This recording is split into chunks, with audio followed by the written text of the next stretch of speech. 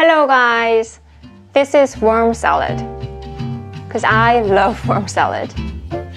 So before we dive into our lesson today, I have something very important to tell you guys.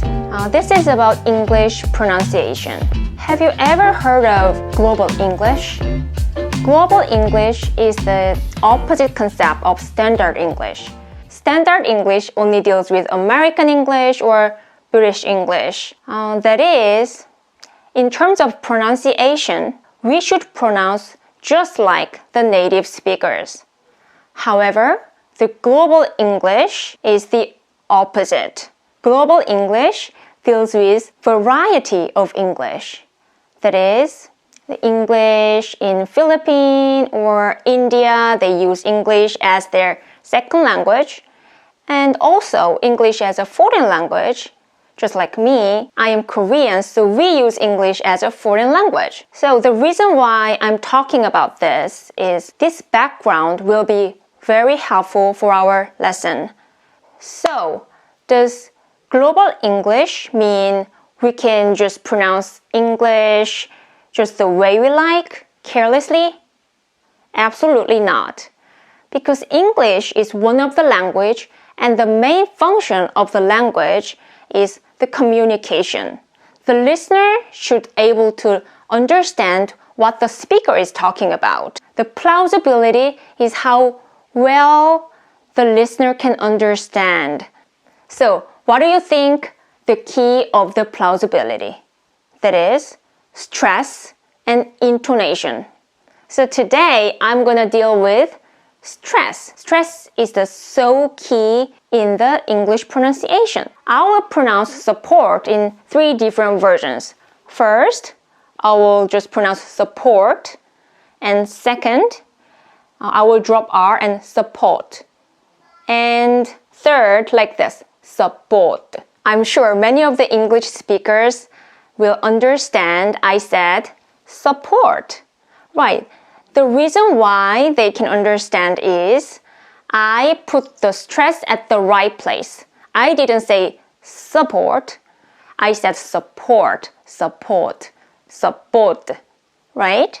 So, stress is this much important. Let's start our lesson. Most of you will know the word present, but sometimes people say present, but sometimes people pronounce it as present. Why do they pronounce this word differently with same spelling with 2-syllable? The key is here. If the word is used as a verb, we put the stress on the second syllable. If the word is used as a noun, we put the stress on the first syllable. Yes, it's very simple. So let's take a look with an example. Here is a sentence. I will present you with a present on your birthday. Here, the first present is used as a verb, and second present is used as a noun. So that's why we put stress differently. And here's a second example. The farm will produce food and we will sell the produce in the market.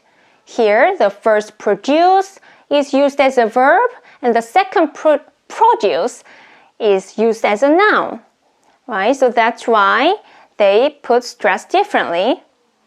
Noun at the first syllable, verb at the last syllable.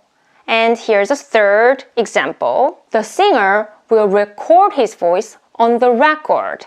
So record here is a verb and record is a noun. And I will put some more examples right here. So if you need further study, I want you to read it. And let me move on to the exception. English has a lot of exceptions. So like other English sections, this pronunciation also has an exception. I will give you 2 exceptions. The first example is, does he support his child? Here, the support is a verb. So here, the stress falls on the second syllable. But in this example, his support goes to his child. Here, the support is a noun, but we pronounce it as a support, not support. Okay, let's move on to the next example. We will surprise him with a party. It's a verb, so the stress falls on the second syllable. And what a surprise they gave him.